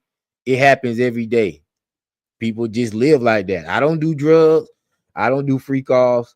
But I know what's going on out there in the world. And if that's what people choose to do, let them do it. They're going to suffer the consequences of doing it. But it shouldn't be the justice system business. And it damn shouldn't be no life sentence. What the? So they really kind of just laid it all out there. And while they were some messages that we've already seen, it was really kind of nice to have it all just lumped together in terms of just how the events all occurred, especially on that specific day. So it really kind of, they brought it back to March 4th of 2016, where you see Diddy calling Cassie at 6:04 p.m. That was when he initiated communication that day, and that Cassie had called Diddy at 6:05 p.m. Then we see. Bro. J.E. say Cassie was sleeping with the entire escort community raw and taking drugs by herself without Diddy. See, that's all you need to know. See, Cassie didn't even care about her damn self. And y'all want to make it seem like, oh, Diddy should have been responsible for Cassie because Cassie was younger than Diddy. Cassie didn't give a damn about her damn self. If you don't care about your health, Can't nobody convince you of anything. This woman was sleeping with escorts, like my boy J.E. said, with no protection, raw. That's crazy. It ain't enough drugs. It ain't enough nothing in the world for me to want to put my health online. It ain't enough money. I don't think if I had an uncurable, well, I don't know. If I had an uncurable STD, I don't care how much money I got. That'll always be on my mind. I'll probably still be able to live an okay life, buying stuff, but it ain't shit I want. I ain't really a stuffed guy. So yeah, I want my health. So that's my thinking. And that should have been Cassie thinking. And yo, if you want to do a freak off, do your thing. But damn, you're not gonna use no protection? How can somebody convince you not to protect your health? That's some next level shit. And you can't tell me it's because of the money. Because what good is the money if you don't got your health? That's some next level freaky shit, J.E. For you to say fuck your health, I just want to feel good. That's some next level freaky shit, bro. I can't imagine that, bro. That's wild. A message from Garen to Cassie. Garen being somebody that Cassie used for Cowboys for Angels to kind of coordinate and get the escorts to these hotels or wherever their freak offs would occur. Dan speaks. You right about that. He say that's why Diddy didn't respect her. Who gonna sit here and he talk about something? Why you won't bring me around your kids? Why you won't bring me to Christmas dinner? Bitch, you don't even care about yourself. You sitting up here sleeping with escorts, raw. You think I'm finna bring you around my young adult sons? You don't care about yourself, don't love yourself? No. And now she a victim. I will even give you credit to being a victim if we came out reports that said, you know what, Cassie was begging to put on the condom. She always made sure these escorts was wearing protection. I will hear your victim claim out then, bro. I will hear your victim claim out at that point. But when you tell me I will let nigga pee in my mouth, slow it down, I ain't even wear protection, I'm always ready for a freak off daddy. Nah, I don't want to hear no victim talk after that. I done heard everything I need to hear. You can say all that and then you come with a victim story. I still don't want to hear it. You say everybody was there and everybody know the full truth. Everybody know what happened. Yeah, man, they know what happened. Talk about some sex trafficking, man. These some freaks traveling. That's it. Some traveling freaks. Some bi-coastal freaks. Some international freaks. I got hoes in different area codes. You say she not gonna be charged. Listen, three-way tape. Yeah, she ain't gonna be charged.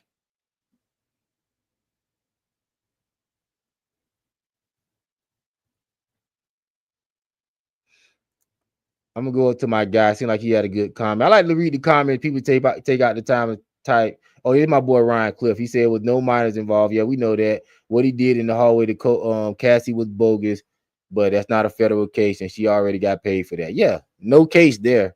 We know that, Ryan. We don't lock that down. They know they don't got no case. Cassie is really they haven't put a credible witness on the stand yet. All we heard was from people that should be co-defendants, which is the Punisher, Cassie, Jane Doe, Jules. They all should be on trial with Diddy for participating in freak offs. We heard from some disgruntled employees, and that's it. We haven't heard from anybody credible yet. And that's mind-blowing to me in and of itself. And that just shows how dumb America have gotten up to this point. Let's finish it up. Where Garen writes to her, fun tonight? ? And that's at 6:21. Cassie responds, yes, LA. Then Garen responds, Mr. Schuyler? Cassie responds, yes, but anyone knew. Then Diddy calls Cassie at 6:39 p.m. That call wasn't answered. Then Cassie writes to Garen, okay, can you put him on notice? It might be 7:30. Just Schuyler is good. Then Diddy calls Cassie about 3 different times at 7:48 p.m., 7:49 p.m., 7:51 p.m. Then Schuyler texts Cassie where he said, hey, you smiley face, I can be there around 10:30 or 11 p.m. Diddy calls Cassie 3 more times. There was no answer. Skylar writes to Cassie, what time and where would you like to meet? Then Cassie responds to Skylar, okay, can you do 3 a.m.? So then we get to the next day, that being March 5th, where Skylar writes to Cassie, I know you're doing a good job. I wanted to say, keep it up. I'm going to lay my head down. Then Diddy calls Cassie. It wasn't answered. And that's between 11:28 a.m. to 11:35 a.m. on March 5th. And then we see photos of Cassie's bruises. And again, these were the ones that she had testified to that she took in the back of the Uber. She's wearing sunglasses, but she says by that point, what had happened at the Intercontinental Hotel as far as the assault goes had already occurred because she is covering up one of the black eyes. So we're able to see that image once again on this timeline. Then what we see again from March 5th of 2016 is Diddy calling Cassie a few times. Diddy then texts her saying, call now. Cassie texts Diddy, I went and checked everything and spoke to security. Jules left, so you're good. Diddy responds to Cassie, call me now. And then some time goes by, and then he writes back, cops are here. Diddy calls Cassie 3 more times. Then Cassie calls D-Rock. Diddy texts Cassie, so you're going to abandon me? And then some time goes by. Then he says, call me, please. Cassie texts Diddy, I have a premiere on Monday for the biggest thing I've ever done. I have a black eye and fat lip. You're sick for thinking what you've done is okay. Please stay far away from me. And obviously she said more things, but I was trying to write down everything as fast as I could. But again, it's one of the messages that we've already seen in this case before, but now it's kind of laid out in just a timeline and sequence of events. And so then afterwards, Diddy calls Cassie a bunch of times. Then D-Rock calls Cassie. Then Christina Coram calls Cassie, kind of again going to what Cassie had testified, where she just got a bunch of calls from all these different people trying to get a hold of her. Then we see that Diddy had texted Cassie, if you don't pick up, you'll never hear my voice again. And then Diddy writes, I'm getting arrested. Diddy calls Cassie 4 more times between 1:05 p.m. that day and 11:26 p.m. Then we see Christina Coram. The whole mess. Her and Diddy probably done got into it and she didn't come out on top. It happened. He say Cassie cheated on Ryan Leslie with Diddy. Cheated on Diddy with Kid Cudi. Cheated on Kid Cudi with her husband, Trainer. Then Diddy again, bro. I know, bro. Listen, bro. You be surprised what these beautiful women get away with, bro. It's crazy. It's crazy, JE. It's crazy. Yeah, just a bad relationship. That's not a federal case. Now, if we would have caught Diddy in real time while he was beating Cassie, yeah, let's lock him up and let's give him an appropriate time. Let's not give him an extended period of time just because he did it. Let's give him the appropriate time for what he did. And that's good. He say Diddy has to get life. For what though, Art? For what? What do you see that Diddy got so far that's worth doing life in prison, bro? We talk about life in prison, Art. Life. We talk about murdered somebody, allegedly something with children, anything. We talk about life. What did Diddy did to deserve life that he on trial for? Not no speculation, not rumors.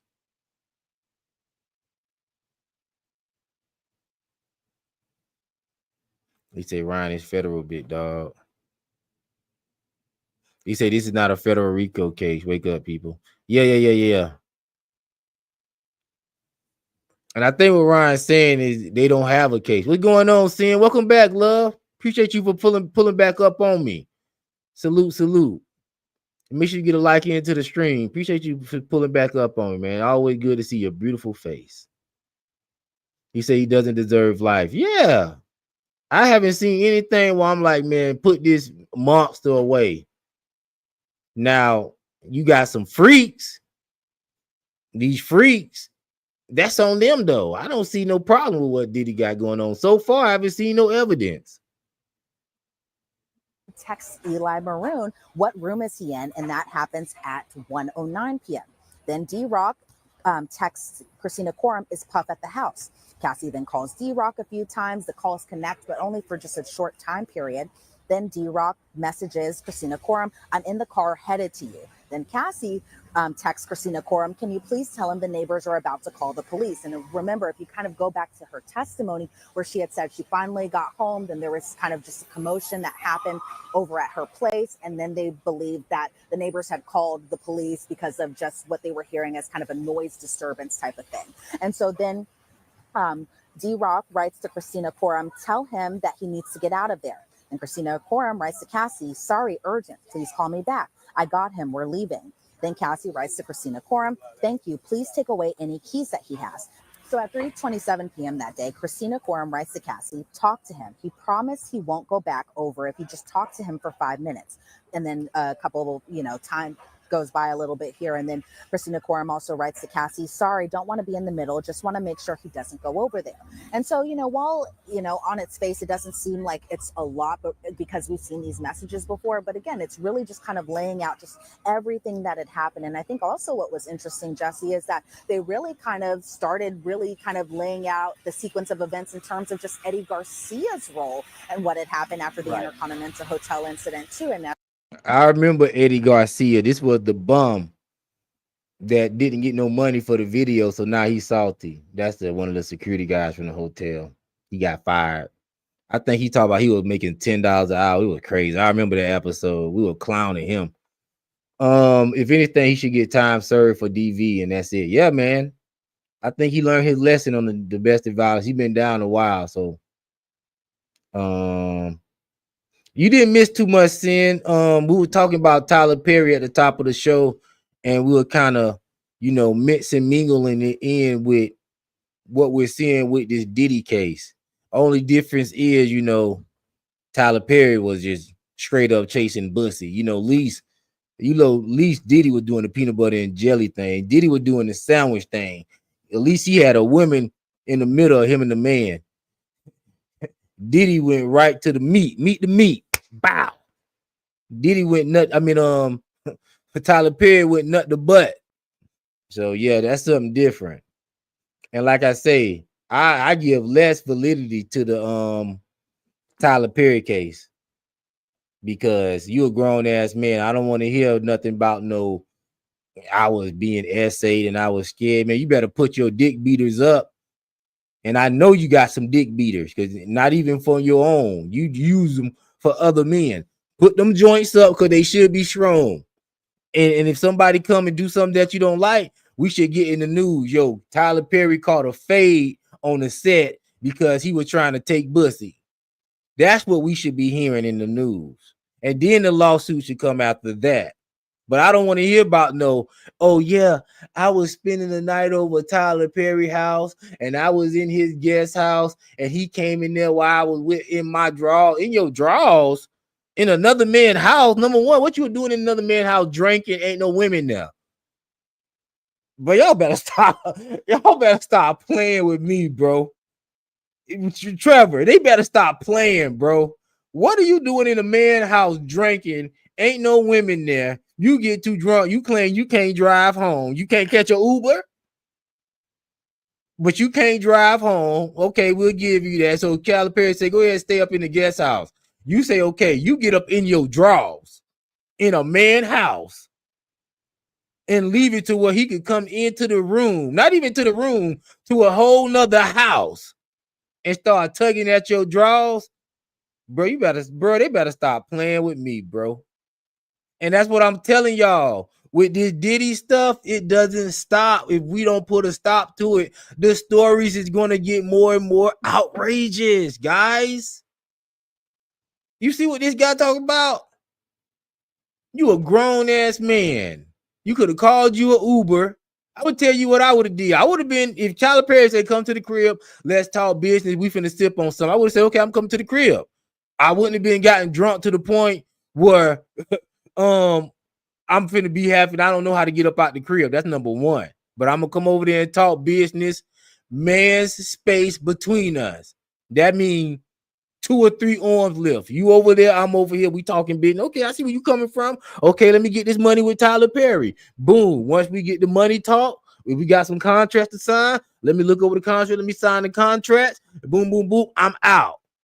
It ain't no way in hell I'm finna end up in the guest house in my drawers. And then want to see it talk about you a SA. And now you talk about you want 260 million. That's what we talked about at the top of the show. Seeing it was crazy. But like I'm saying, with this stuff coming out, it's gonna get way more outrageous. because they seeing it's a bag for these stories, and you could participate in these freaky acts with these rich people, and when it stopped working in your favor, it's been known in America at this point that you could come out and say, yo, I was essayed, I was promised a job and I didn't get it. That's the only reason why I was freaking off with him. I really didn't want to do it. I was in my drawers. Well, I can't explain. You know a reason why you can explain why you in your drawers. See, they just glance over that. What the hell you doing in your drawers in a man's house? Trust me, if I spend the night over the homie's house, I'm sleeping all clothes on. Trevor, am I lying? If you spend the night over the homie's house, you sleeping all clothes on, belt and all. I'm not even taking off the A shirt because I'm not getting that comfortable. I'm trying to just sleep off this little drunk. And when I'm feeling good in the middle of the night, I'm picking my stuff up and I'm leaving. I'm not gonna be sitting up in the house in my drawers like I'm in my own crib. Talk about somebody came in there tugging at my drawers, bruh. Stop playing, bro. Yes, Speed. We need some real victims. Speed NYC 10. We need some real victims. Until we see that, then this stuff is. I'm not gonna believe nothing. I'm not gonna believe nothing. So I hope Tyler Perry overcome this foolishness. I think first thing that Tyler Perry need to do, he need to come out the closet, let people know he do like pussy. So this is a situation that he could put himself in, and then we already know that this is some BS. So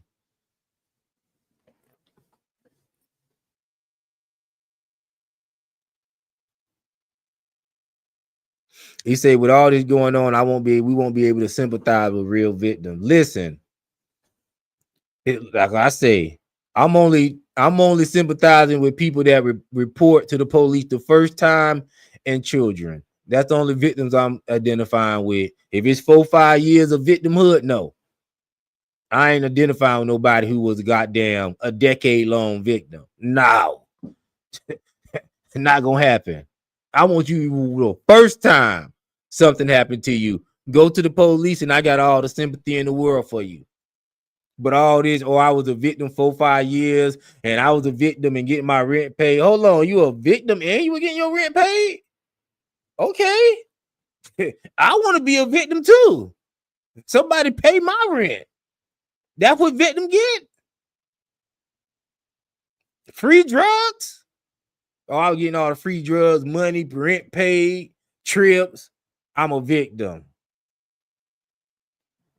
So that's what we dealing with, guys. Make sure you get a like and sub to the channel. If you haven't already subbed up, like the stream. Let's see if we get to 100 likes, man. I never hit 100 likes the whole time I've been doing these streams. We don't got close, but I never hit 100. And I never sit on here and be like, yo, let me beg for that. No, I ain't doing all that.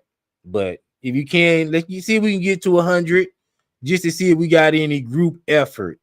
You know what I mean? Any group camaraderie. See if we can do anything as a group and get something done. Just 100 likes. We got almost 200 people in here, so that should be good. Got it good. Yep, man. He say, JD, you cooking tonight. That's more reason to get the likes up. You know what I mean? Don't have me up. I ain't getting paid, so don't have me up here cooking. It's hot up in the kitchen. You know what I mean? And y'all don't even throw me a like. Yeah, let's get the lights up. Let's finish up on the Diddy. Here we go. As we all know from his testimony, that he was the one who gave the video of he gave the surveillance video to Diddy for a price, and a pretty hefty price too, that being about 6 figures. Let's talk about that, because yes, Quorum had texted Combs' assistant, I'm going to just ask to cover damages. Combs wants to speak to the Spanish security guard. And then, I think the message from Christina Quorum, say they had a fun drunk night to get more information. It goes to this idea of racketeering. It goes to this idea that Sean Combs allegedly used his assistants, his inner circle, his businesses to not only pay for all of these kind of hotel nights or Wild King nights or freak-offs, whatever you want to call them, but that he was using them, this is the allegation, to cover up crimes, to commit crimes and cover up crimes. If the jury accepts that these nights, these freak-offs were evidence of sex trafficking, that they're crimes, and you have the assistants who are facilitating them and then covering up the aftermath of them, that's we didn't hit 100. We got to 80, but we didn't get to 100. Let's get 20 more likes in. If you haven't liked the stream, show some love. We ain't asking for no money. I ain't got my cash app posted. You know what I mean? I'm just trying to get some free likes. You know what I mean? And I don't even really beg for like because I appreciate people tuning in and supporting the stream. It's not important, but if you can get a like in, let's just show we got a little group effort. Here we go. Includes the what? $100,000 alleged payment for security footage. What did we learn today about that? Because we already heard about it from Eddie Garcia. Well, in addition to the messages that you just read, too, we saw a message from Eli Maroon to Christina Koreman.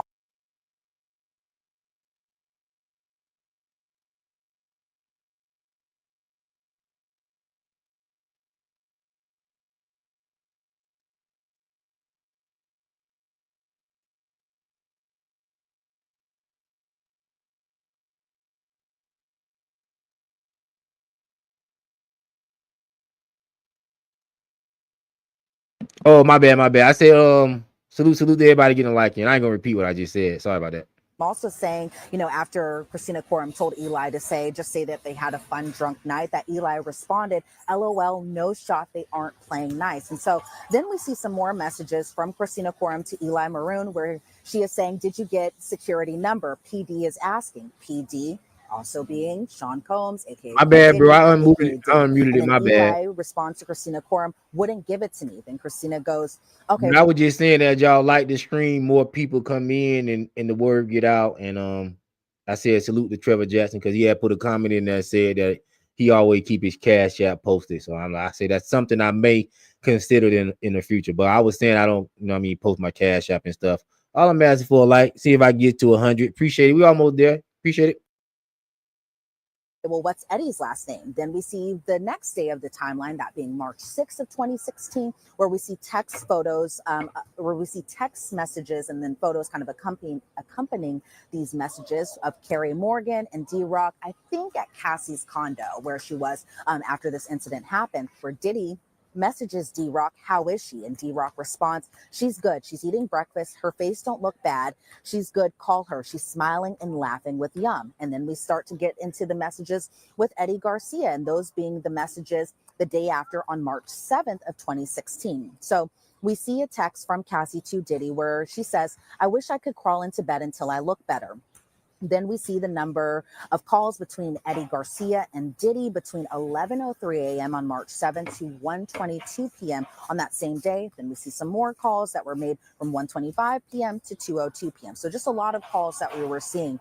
And then the government kind of showed in their timeline Eddie Garcia's driver's license and then the text messages that accompanied that, as well as kind of messages from Cassie to Carrie Morgan, her best friend at the time, where she said, I should have sued, LOL. And then Carrie Morgan responds, totally. Then at 6:31 p.m., there's photos of Cassie and Diddy at her movie premiere. And then we see a bunch of calls that are placed between Eddie Garcia and Diddy on March 8th of 2016, on March 9th of 2016, and going all the way into March 25th of 2016. So really got to see, we've heard Eddie Garcia's testimony, right? We've also heard a little bit from Cassie, just as far as, what she thought might have happened with the surveillance video, that type of thing, but really kind of seeing it all just mapped out in terms of just like the way the night was supposed to start to the way everything ultimately ended. I think the government did a pretty good job in just laying it all the way out there. But when cross-examination happens, we know that there is a lot of kind of holes poked into the timeline that was made by the government pretty much. Yeah, but this evidence definitely corroborates Eddie Garcia's account. And remember, bribery, one of the underlying crimes, predicate acts of racketeering. Prosecution has to prove at least two. There's forced labor, there's arson, there's drug offenses, there's bribery. This always felt to me like one of the more digestible. It's crazy because they haven't proved forced labor at all. They had one assistant coming on here talking about he made me work too hard. The arson thing they haven't proved because they even said it was a female DNA that was on the Molotov cocktail bottle. I don't see. That's why I say they haven't even proved anything yet. It seems like they say stuff and then when they do the evidence doesn't match up. We don't have no DNA. It was a female DNA, like we say. It could have been one of Kid Cudi other hoes that threw something on his car.